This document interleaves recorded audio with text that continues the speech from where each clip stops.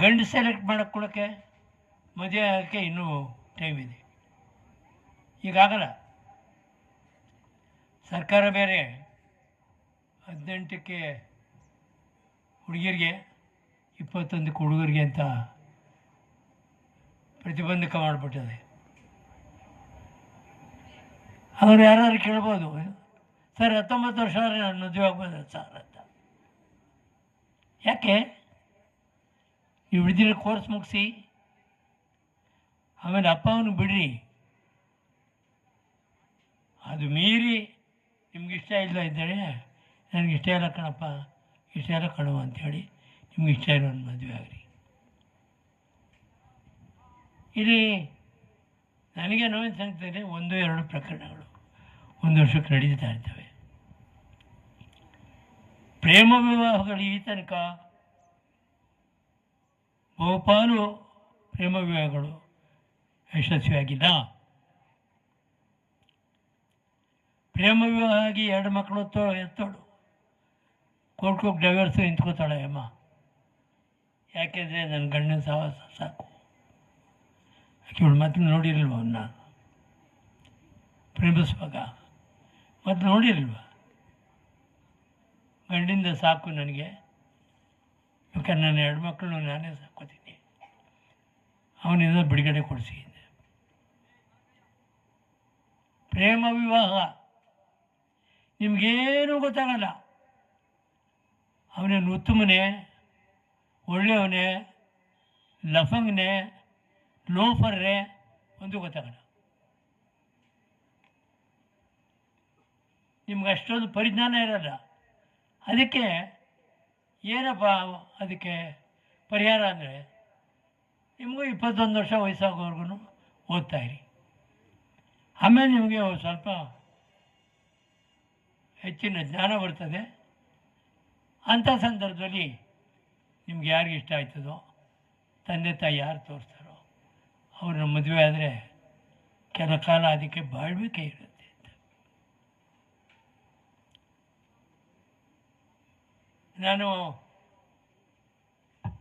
ಬರುವಾಗ ಹೋಗುವಾಗೆಲ್ಲ ಅದನ್ನೇ ನೋಡ್ತಾ ಇರ್ತೀನಿ. ಈ ತಪ್ಪಿತಸ್ಥರು ನನ್ನೇ ಗುರಾಯಿಸ್ತಾ ಇರ್ತಾರೆ. ಇವನು ಬಂದಲ್ಲ, ಅವನು ನನ್ನ ಮಗ ಬಂದ್ಬಿಟ್ಟು ಕಣೋ ಕಾಲೇಜ್ಗೆ ಅಂತ. ಅದಕ್ಕೆ ನೀವು ಸ್ಥೈರ್ಯ ತಗೋಬೇಕು.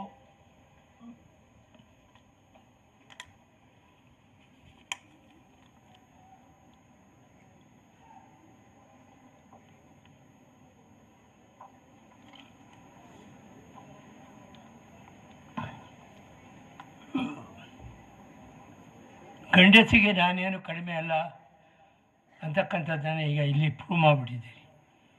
ಇನ್ನು ಅದೇನು ಹೊಸದಾಗಿ ಹೇಳಬೇಕಾಗಿಲ್ಲ. ಗಂಡಸರಿಗಿಂತ ನೀವು ಮುಂದಿದ್ದೀರಿ. ನೀವು ಮುಂದುವರಿಕೆನೇ ಮುಂದುವರಿಸಿ. ಯಾರೋ ಒಬ್ಬ ಒಳ್ಳೆಯವನು ಸಿಗ್ತಾನೆ ನಿಮಗೆ. ಈಗ ಪ್ರೇಮ ಸಲ್ಲಾಪಕ್ಕೆ ಒಂದು ಫುಲ್ ಸ್ಟಾಪ್ ಹಾಕ್ಬಿಡಿ.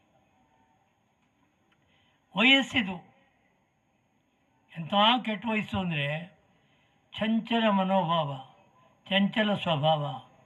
ಪುಸ್ತಕ ಇಟ್ಕೊಂಡ್ರೆ ಇಲ್ಲಿ ಗೋಯಲ್ಜಿ ಫೋಟೋ, ನನ್ನ ಫೋಟೋ ಎಲ್ಲ ಅದೇ. ಸುಮ್ಮನೆ ಇಲ್ಲಿ ನೋಡ್ತಾ ಇರ್ತೀವಿ, ಇಲ್ಲೇನೋ ಚಿತ್ರ ಇದ್ರ ಮುಂದೆ ಬಂದು ಹೋಗ್ತಾ ಇರ್ತದೆ. ಅದನ್ನು ಬಿಡಿ. ಇಲ್ಲಿ ಯಾರೋ ಒಬ್ರು ಹೇಳಿದ್ರು, ನಾನು ಓದೋದು ಅಷ್ಟೇ ಇತ್ತು. ಮಮತಾ ಮೇಡಮು ನನಗೆ ಓದೋದನ್ನು ತೋರಿಸ್ಕೊಟ್ರು ಅಂತ. ಉಪಾಧ್ಯಾಯರನ್ನ ಕೇಳಿರಿ, ಉಪನ್ಯಾಸಕರನ್ನ ಕೇಳಿ ಓದೋ ವಿಧಾನನ ಅವರಿಂದ ಕಲ್ತ್ಕೊಂಡು ದಯವಿಟ್ಟು ಈ ನಮ್ಮ ಶಾಲೆಯಿಂದ ತೇರ್ಗಡೆಯಾಗಿ ಹೋಗುವಂಥ ಎಲ್ಲರೂ ಕೂಡ ಈ ಕಾಲೇಜನ್ನು ಮರಿಬೇಡಿ.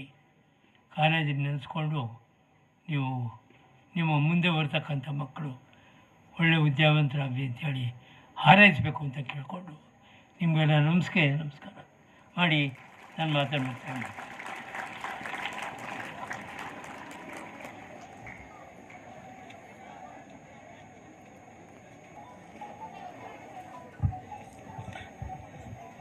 ತಮ್ಮ ಸ್ಫೂರ್ತಿದಾಯಕ ಮಾತುಗಳ ಮೂಲಕ ಹಿತವಚನವನ್ನು ನಮ್ಮೆಲ್ಲರಿಗೂ ನುಡಿದಂತಹ ಸಿ ಎಂ ಲಿಂಗಪ್ಪಾಜಿರವರಿಗೆ ಧನ್ಯವಾದಗಳು.